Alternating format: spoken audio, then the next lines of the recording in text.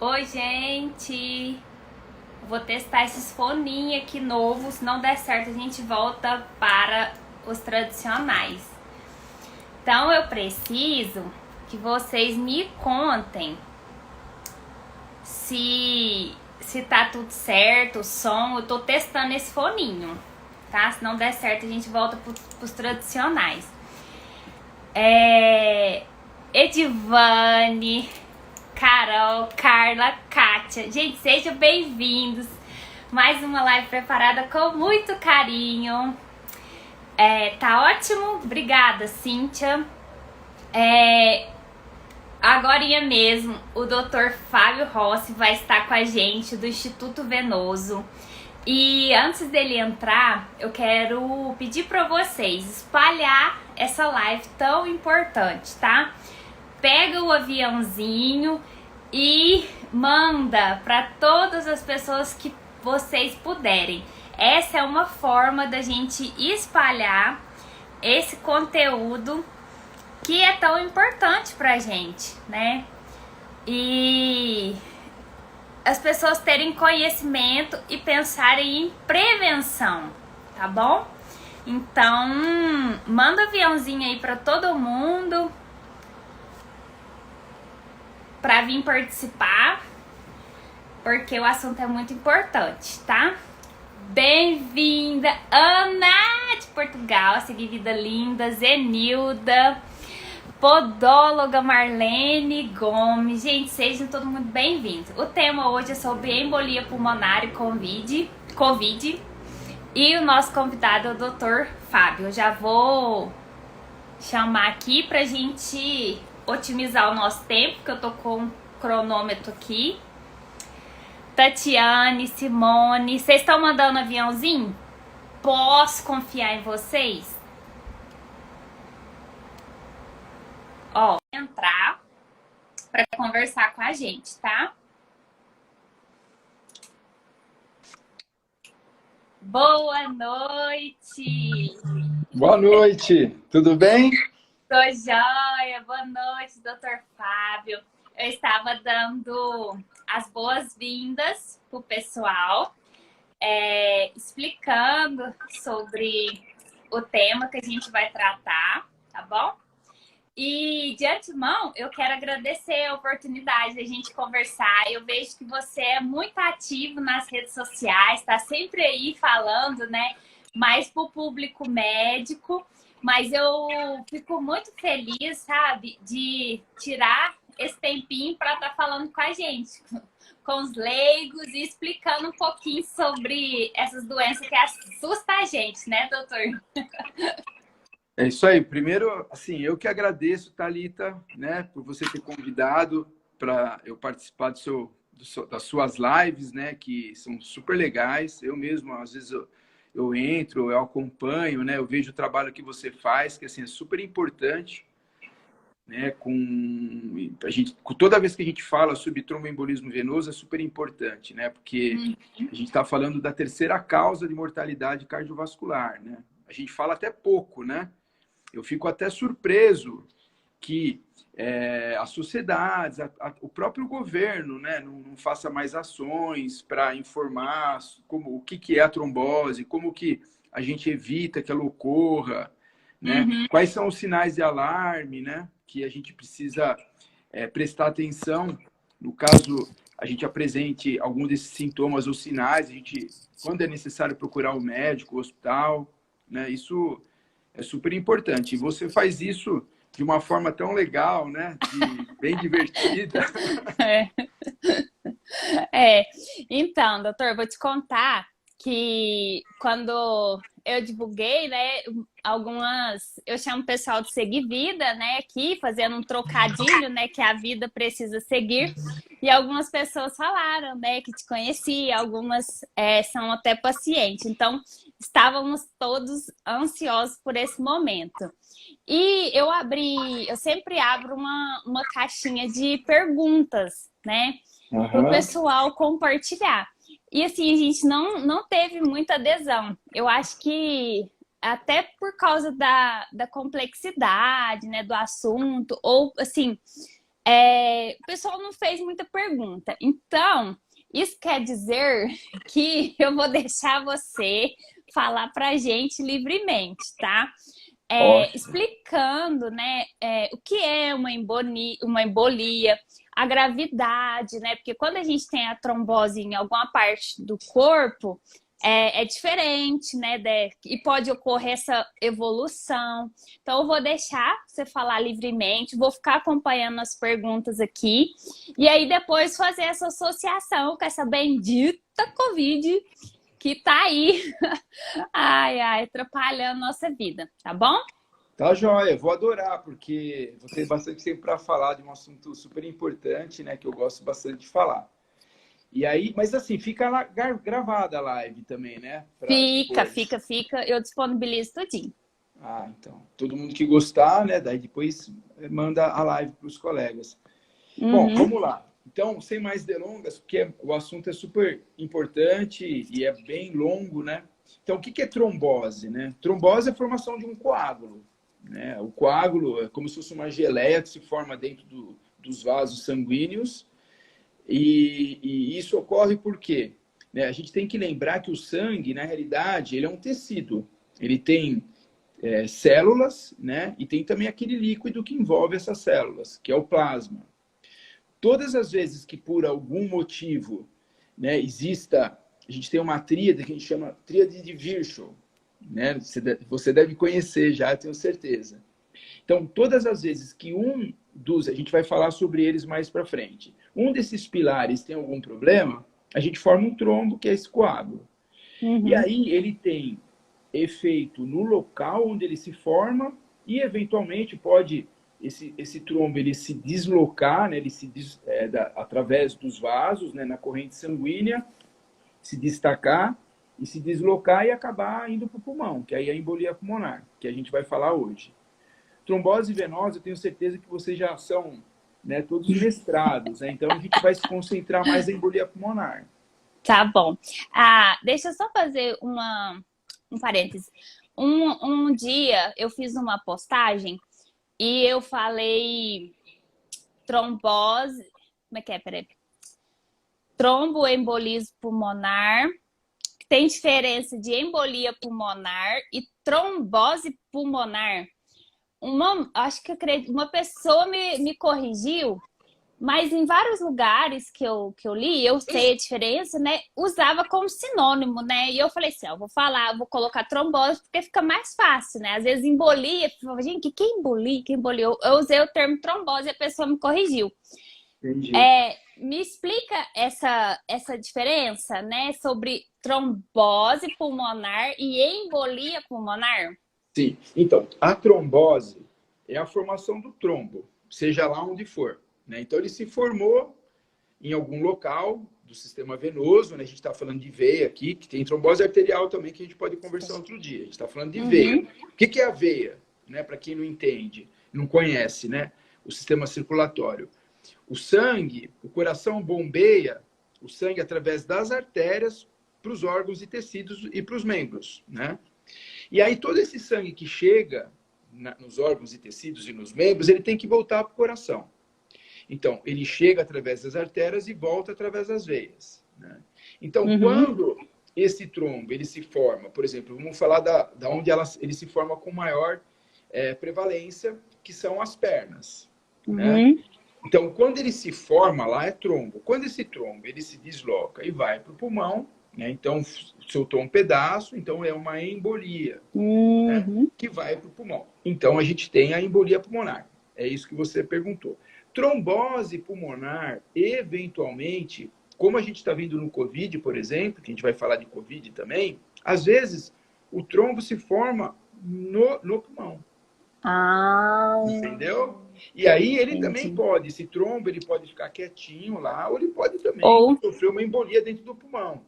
Então, entendi. trombose pulmonar seria essa, a gente fala hoje, imunotrombose, né? É um trombo que se forma dentro das artérias pulmonares, na maioria das vezes na microcirculação, que é o que acontece na pandemia SARS-CoV. Esse vírusinho, né, ele tem essa particularidade de quando a gente está conversando, respirando, o vírus ele entra através das vias respiratórias, né? Entra em contato com a via aérea pulmonar e ele causa um processo inflamatório muito grave. O Covid ele é de uma forma exagerada esse processo inflamatório.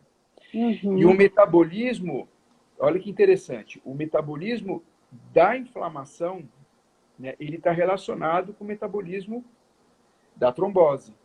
Né? Então, quanto mais inflamação, maior é o risco.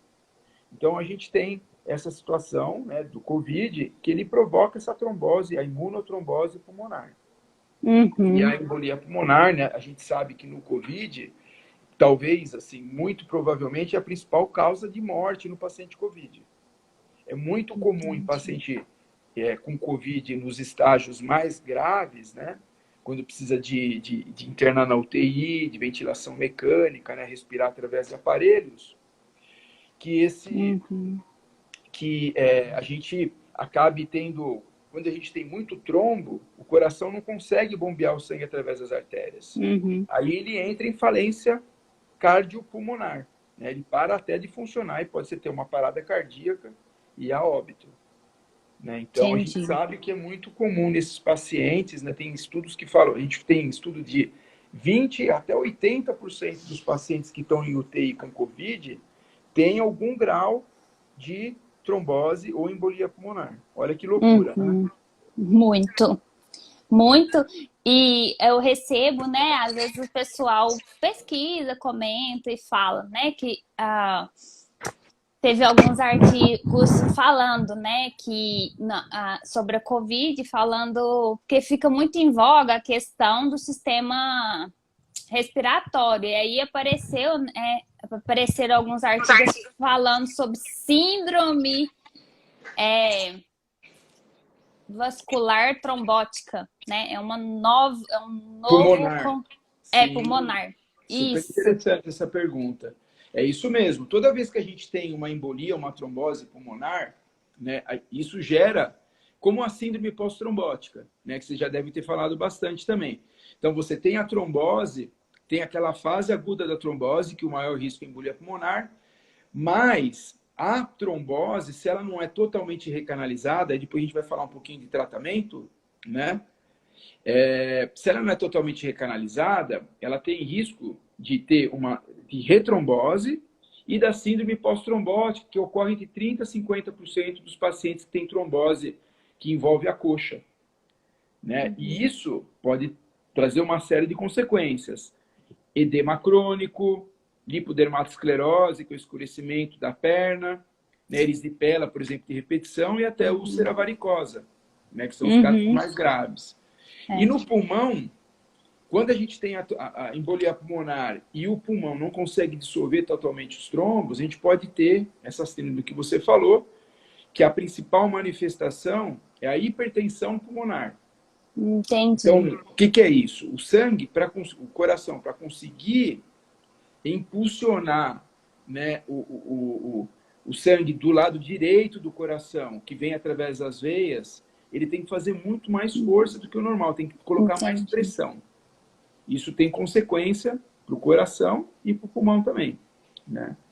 E também tem toda a parte também de, se você tiver muito grave, você pode ter até infarto, né, de parênquima pulmonar, né? Então pode levar dispneia crônica, né? Pode levar a cansaço, falta de vontade de fazer as coisas. Outra coisa super interessante, Thalita, você que é psicóloga, né, a gente que faz bastante tratamento de paciente com embolia pulmonar, eu, sinceramente falando, se você pega um paciente grave com embolia pulmonar, é assim, é horrível, porque a sensação é de afogamento, você não consegue respirar, né?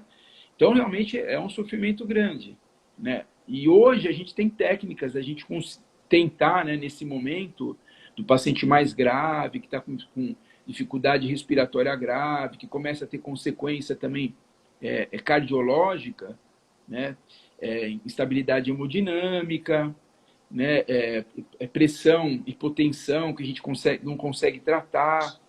Né? Hoje a gente tem técnicas que a gente vai com um catéter lá dentro do pulmão, né? E consegue de uma forma imediata, você aspirar esse trombo e tirar o paciente dessa situação.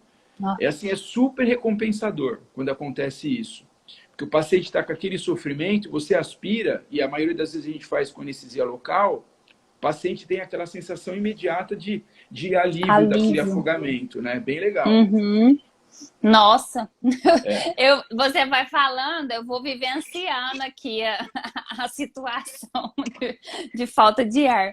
E aqui, eu não sei se especificamente, né, relacionada à Covid, mas, né, tem muitas pessoas, né, elas podem até comentar, colocar aqui nos comentários que passaram por essa experiência.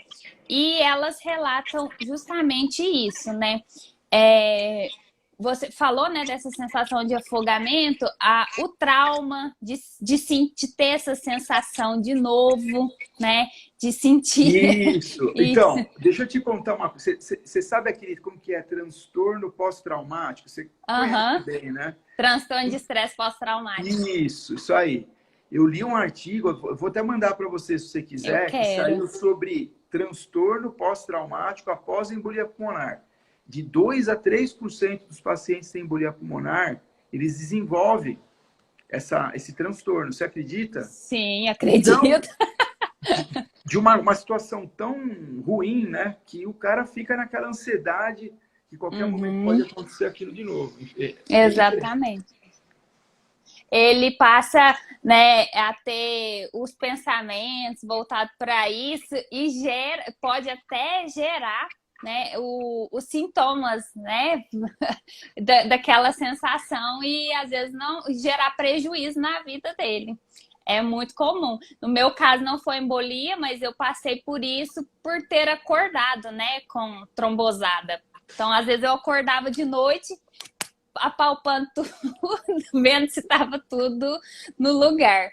E aí, doutor Fábio, todas essas questões, principalmente com relação à embolia, aqui no Instagram, eu incentivo, né, a prática de atividade física, um pouquinho todo dia, né? A gente não vai virar um super atleta, vai na Olimpíada. Se quiser, também tem jeito, mas eu falo assim, incentivar essa questão da prática de atividade física, que às vezes fica tão clichê, tão banalizada, mas que eu queria que você explicasse, porque muita gente fala para mim assim, Thalita, eu faço, mas eu não dou conta, e se isso é comum, o que a pessoa pode fazer para amenizar? Então, bom, a gente entrou nesse assunto dos pacientes mais graves, né? Talvez nós já que inverter, né? Mas assim, isso, deixa eu só deixar claro que essa é a situação pior que existe, né? Que o paciente... Hoje a gente tem uma classificação de embolia pulmonar, né, que saiu num consenso da Sociedade Europeia de Cardiologia em 2019, que é bem legal, que a gente divide, né, para a gente meio que delimitar como que é o tratamento de embolia pulmonar, a gente divide em 3 situações: risco baixo, risco intermediário e risco alto de mortalidade. Isso que a gente falou, de usar catéter, fibrinolítico para dissolver o trombo, tal, é a situação pior, que é o paciente de alto risco de mortalidade, né? Isso a gente está falando aí de 30% a 40% de mortalidade em 3 meses. Aí a gente tem o pessoal, agora vamos começar bem de baixo, né? Então, o risco baixo. Então, quem são esses pacientes, né? Quais são os fatores de risco? São os mesmos da trombose. Então, paciente que fica sedentarismo, obesidade, tabagismo, uso de anticoncepcional, principalmente associação, né? Gente agora que fica muitas horas, né, sentado, né, ou em home office, né? Até a gente vai fazer uma live lá no Instituto com um gamer super famoso chamado Patriota. E recentemente teve 2 meninos, adolescentes, que tiveram embolia pulmonar, porque ficou horas, um deles ficou 16 horas à frente do computador jogando. Então, todas essas situações são situações de risco, né, para trombose e também para embolia pulmonar. Então, é isso. Aí, quais são os sinais de alarme, né? De trombose, todo mundo sabe, inchaço, dor na perna. E de embolia pulmonar? Principalmente tosse repentina, né? Ou falta de ar repentina, Às vezes, uma falta de ar que é tão chata, seca, pode até sair um pouquinho de descargo de sangue, né? Ou taquicardia, né? Palpitação, você sente aquela palpitação, né? Isso são sinais que pode ser uma embolia pulmonar. Principalmente quando você tem isso associado à dor nas pernas, inchaço nas pernas, né?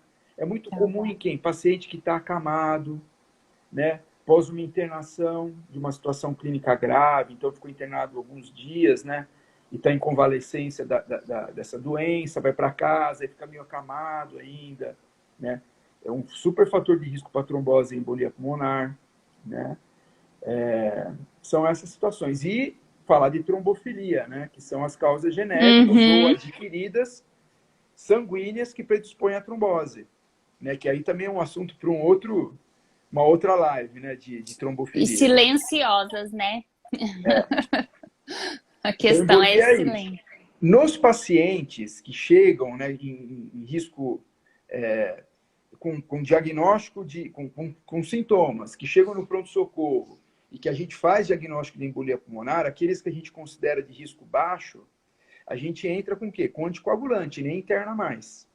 Hoje a gente tem a facilidade daquelas heparinas via oral, né, que a gente chama de DOACs, que tem o rivaroxabana, pixabana, dabigatrana, tem né, e edoxabana, que são os principais, que a gente consegue tomar um comprimidinho, né, ou 2 por dia, e a gente trata hoje em casa esses pacientes de baixo risco. Eu tô velha, na minha época não tinha, não. Melhorou muito. Aqueles pacientes que a gente considera que tem que internar, que são os de risco intermediário, né? Esses a gente, às vezes, entra com um pouquinho de heparina, né? Aquela enoxaparina, que é o clexane que a gente aplica na barriga por alguns dias. E o paciente, a gente deixa ele quietinho lá, a gente observando, se ele melhorar clinicamente, aí a gente dá esse remedinho também e acompanha o paciente no consultório, né? Entendi. Pois não. Pode continuar, pode. É que eu li a pergunta aqui sobre o Diosmin. O pessoal tem uma questão com esse medicamento. Pode perguntar. O que você quer? O que ela quer saber? Se ajuda na prevenção. Então, o Diosmin, ele não se presta, ele não é um anticoagulante. Né? Ele não serve, porque o anticoagulante a gente usa para quê? Né? Uma outra coisa interessante, o anticoagulante a gente usa para evitar que o trombo aumente de volume e que ele embolize. Ele não consegue dissolver. Né? O dissolver o trombolítico, né? Que a gente pode usar naquela situação grave, ou esses catéteres que a gente consegue aspirar o trombo, como eu falei para vocês, que é super legal. O Diosmin, ele é um venotônico. Ele se presta mais para uma situação crônica, né? Que pode ser até da trombose. Então, a pessoa teve ou tem varizes, né? É uma outra indicação para o uso de venotônico. O Diosmin é um excelente medicamento para isso. Explica venotônico aí, doutor. Porque... Então, venotônico é uma classe de medicamentos que ele auxilia no retorno do sangue venoso. Ele tem uma capacidade de agir na parede do vaso, né? E aí ele consegue dar um pouquinho de vasoconstrição, dar uma desinflamada nas válvulas, na própria veia, e aí a gente tem uma melhora da circulação, serve para essas situações. Ele não é usado para trombose e embolia pulmonar. Entendi. É uma ação diferente, né, doutor Fábio? Então, e aí, a gente foi, né, desde os pacientes graves até essa situação, né? Mas eu estou acompanhando aqui o pessoal que teve, né, a experiência com a embolia, sempre fica a preocupação de repetir. Perfeito. Eu vi que tem a Alan Christie, né? O Xarelto ajuda aqui, que é mais ou menos nessa linha. O Xarelto ajuda a diminuir. Isso é uma coisa super importante, essa pergunta. O que acontece? A gente tem duas situações de tromboembolismo venoso. Quando a gente tem uma trombose provocada por alguma situação, teoricamente ela é uma trombose menos grave. é uma trombose que você tratar direitinho, a chance de você ter um novo evento é muito pequena. Então, quais seriam essas situações? Por exemplo, uma viagem a longa distância, uma cirurgia, né? Uma situação que você ficou internado, como eu falei para vocês, e que logo após a internação, nos primeiros dias, né, nos primeiros 35 dias principalmente, eu desenvolvi uma trombose. A gente considera isso uma trombose provocada. Isso, trombose e embolia pulmonar. Hoje, a recomendação dos guidelines é a gente tomar anticoagulante por 3 a 6 meses.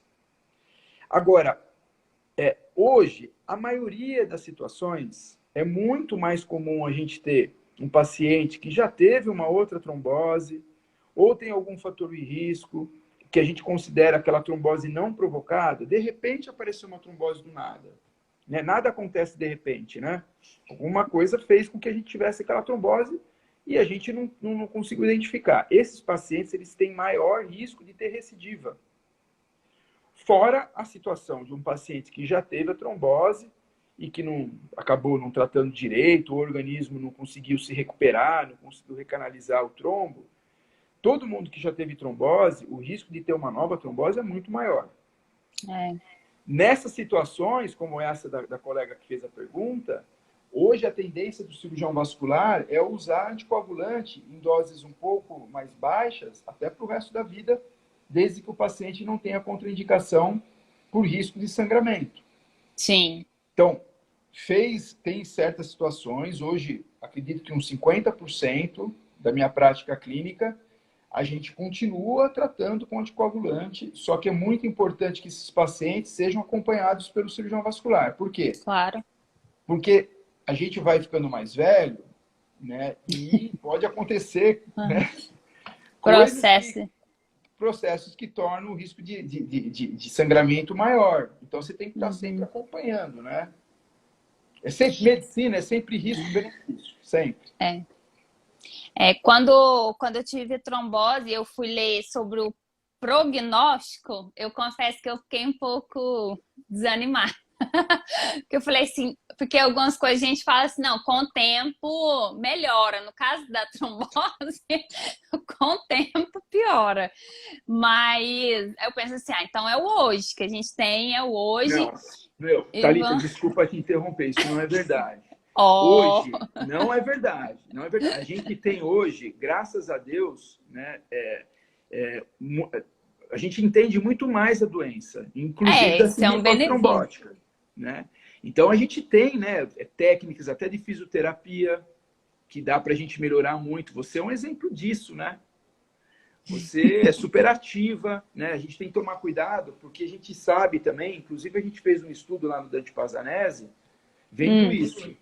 Quando a gente pega paciente que já teve trombose e evolui com insuficiência circulatória mais grave, a gente está falando de edema, síndrome pós-trombótica, essas coisas, o que acontece? Existe uma tendência muito grande a esses pacientes se tornarem depressivos.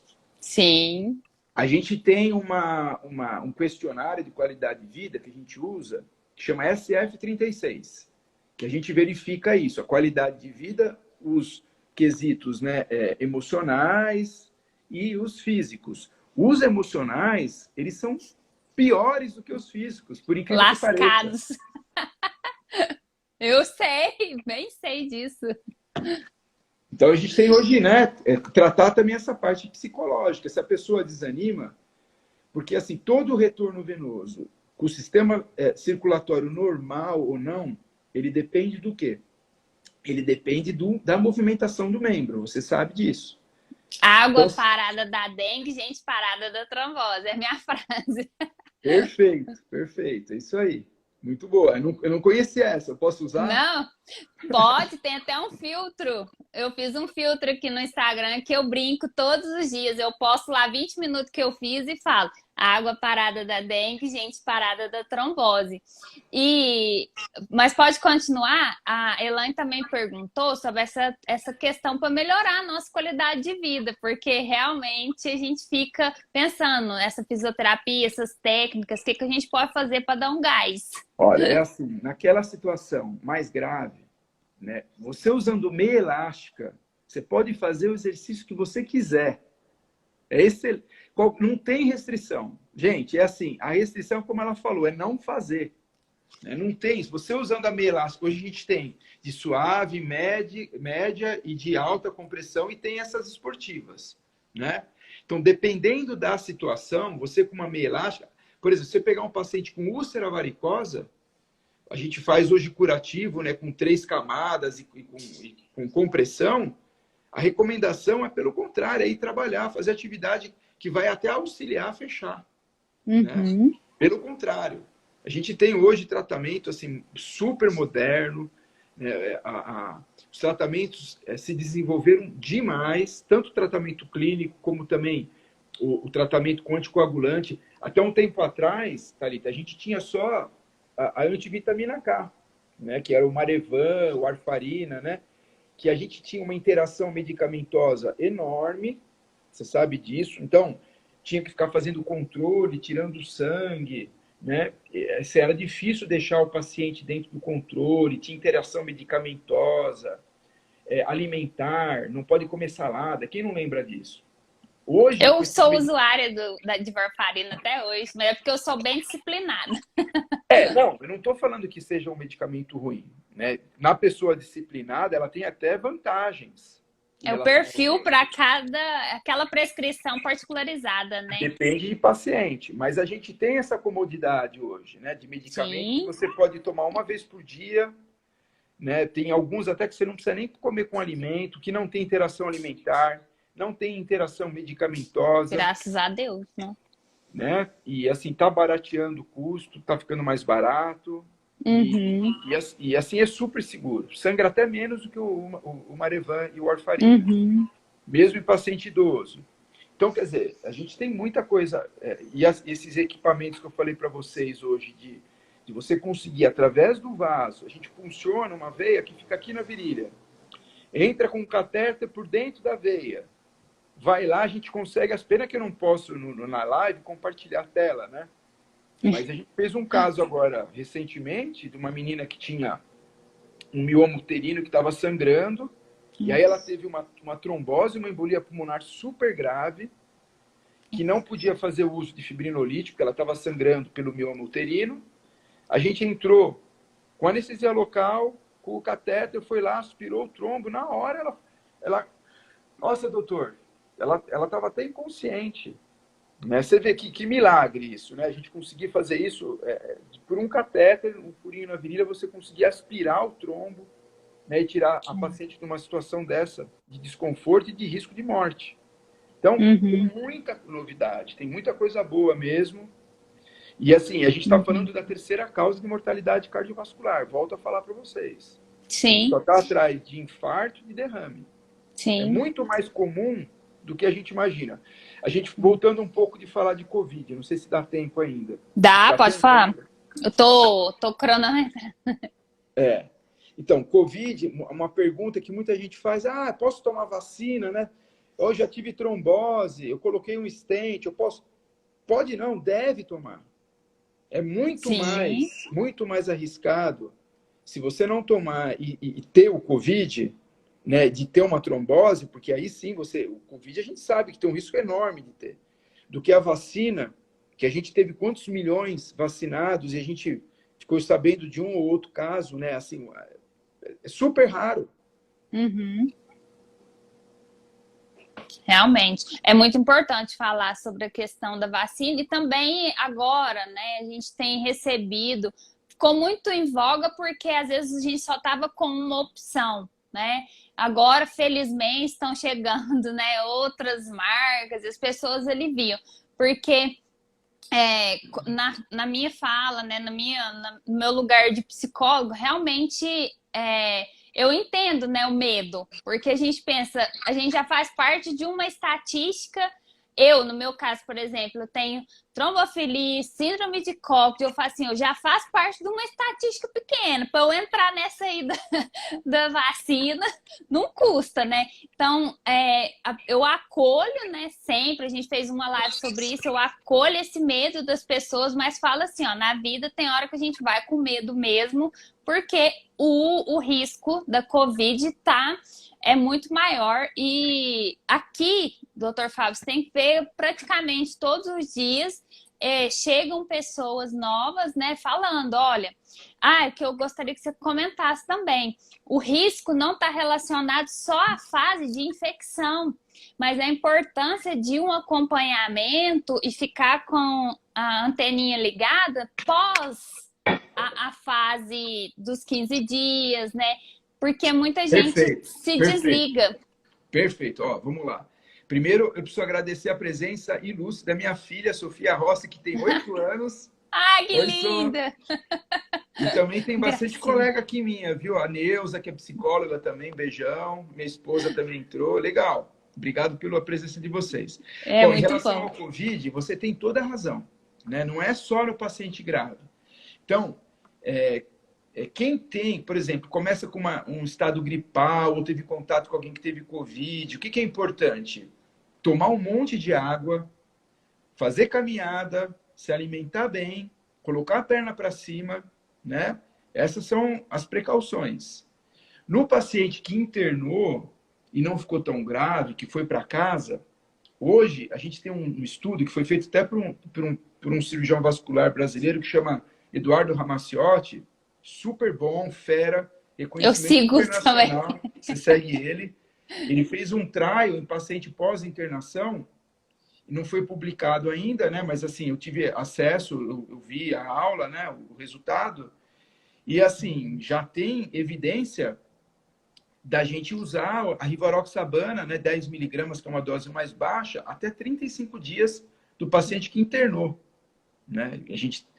Isso já tem evidência, para evitar que ocorra o quê? A embolia pulmonar. Que aconteceu muito, né? A gente sabe, todo mundo ficou sabendo, ele teve alta, foi para casa e morreu em casa. Né? É muito comum. A gente sabe que hoje em dia, das embolias pulmonares, em torno de 50% acontece na internação, mas 50% ocorre até 35 dias. Dias depois. Então, é por isso que é importante. Se foi para casa, então, tomar água, procurar andar, não ficar só na cama. Né? Em algumas situações, no paciente mais grave, né, não é para todo mundo. Tem alguns critérios de inclusão, né, que a gente pode depois falar sobre isso. Mas alguns pacientes têm indicação até tomar anticoagulante em doses baixas em casa. E no caso, assim, olha, nós já temos esse antecedente. Às vezes as pessoas já tiveram a embolia, a trombose, pega o Covid e já desespera, né? Os cuidados são redobrados, o que tem que prestar atenção? Lógico que vai no médico, né? Mas qual que é a atenção que tem que ser nesse caso? Olha, assim, o que eu acho mais importante mesmo é a hidratação. A hidratação, porque toda vez que a gente tem um quadro gripal muito forte, ou a gente está doente, não dá vontade de beber água, dá vontade de ficar só na cama. E a gente desidratando, ele concentra o sangue. Né? Então, fica mais grosso o sangue, que o pessoal antigamente falava. Né? Então, é isso. Eu acho que...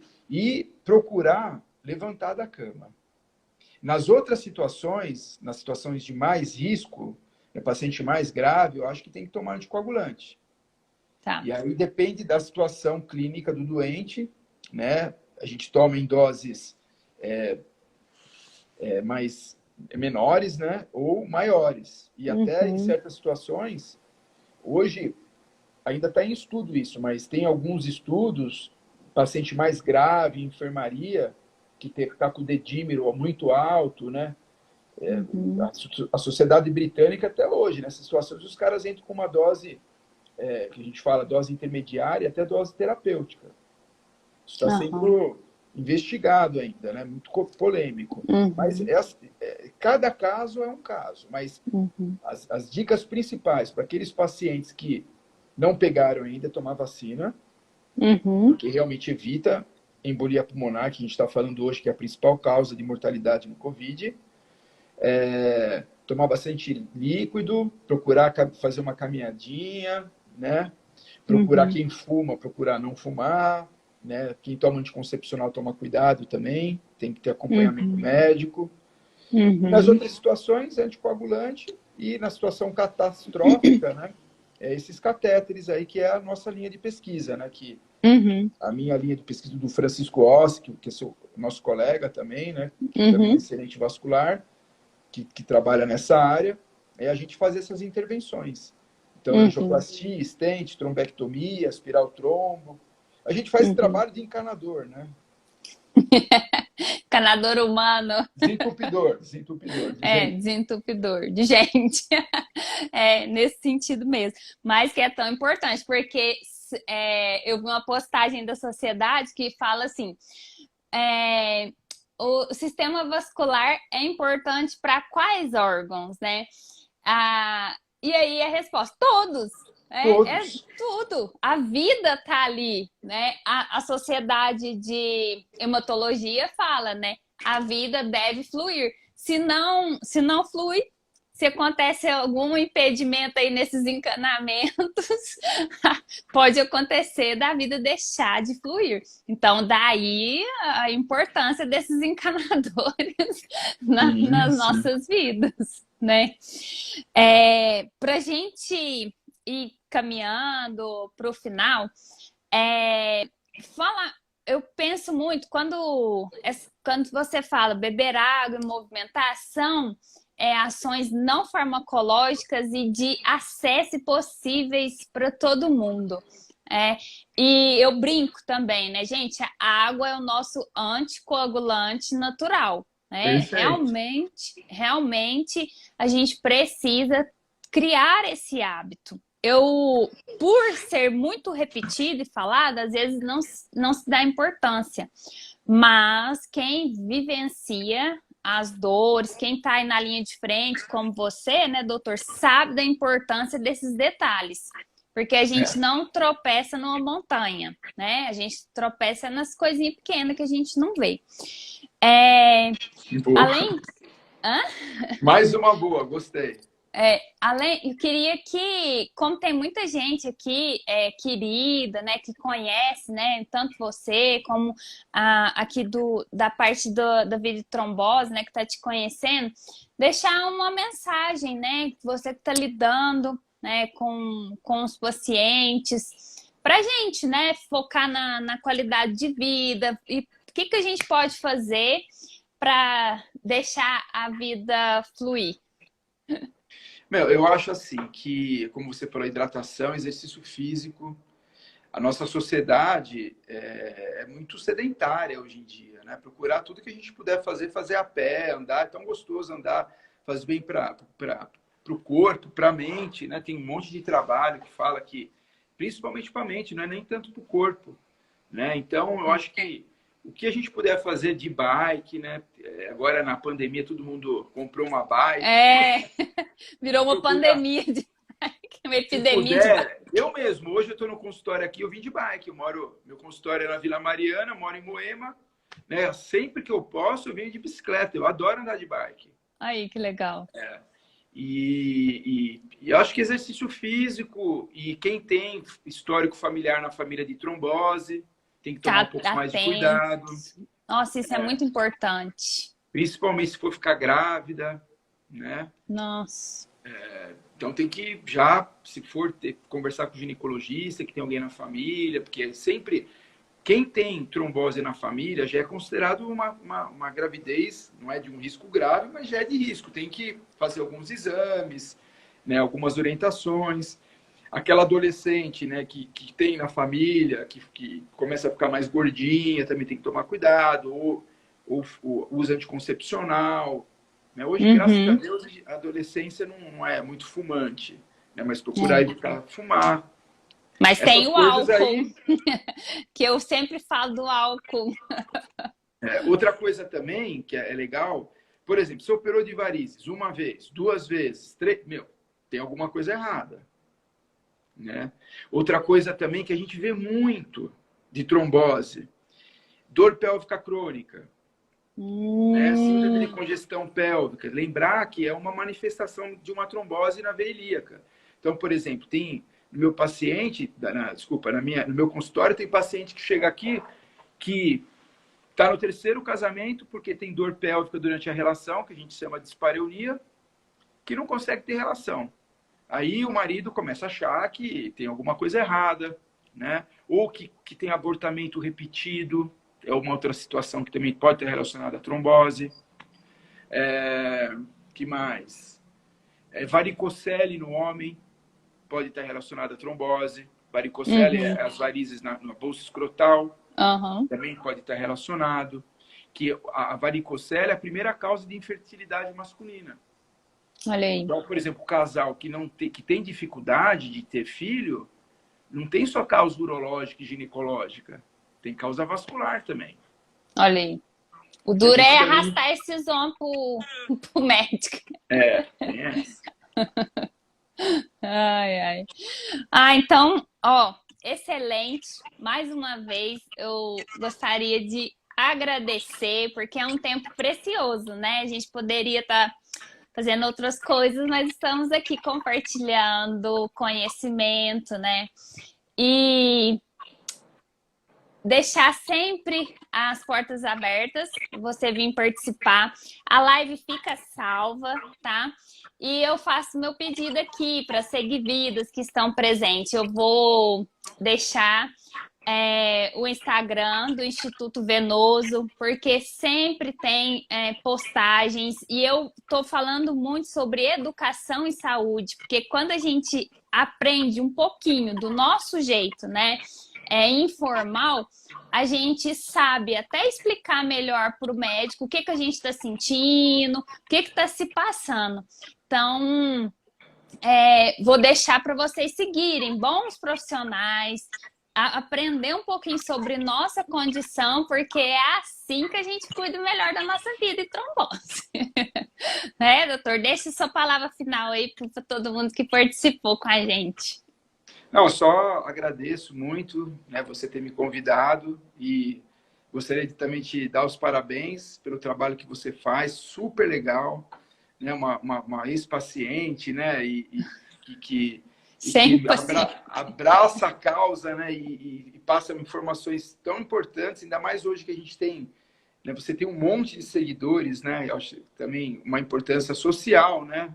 Que Sim. você tem, né, Thalita? Então, realmente é muito legal, né? Agradeço você ter me chamado aqui. Para mim foi um orgulho e foi muito gostosa mesmo. Pena que passa muito rápido. Passa rápido. Teve um monte de pergunta que foi passando e não deu para responder, que o tempo é breve. Mas quem quiser pode entrar em contato com a gente no Instituto Venoso. A gente tem também, está disponível aí, a Thalita vai disponibilizar nosso Instagram. E aí vamos conversando, né? O que a gente puder ajudar vocês aí, pode contar com a gente. Tá bom. Obrigada, viu, doutor? E eu não sou paciente, eu sou impaciente. Eu não dou conta. Eu acho que é por isso que eu movimento muito, tá? Boa noite, um abração para sua esposa, para sua filhinha que acompanharam aqui. Eu acho isso tão bom. E bom retorno para casa de bike. Obrigado. Um abraço. Até mais. Boa noite. Boa noite.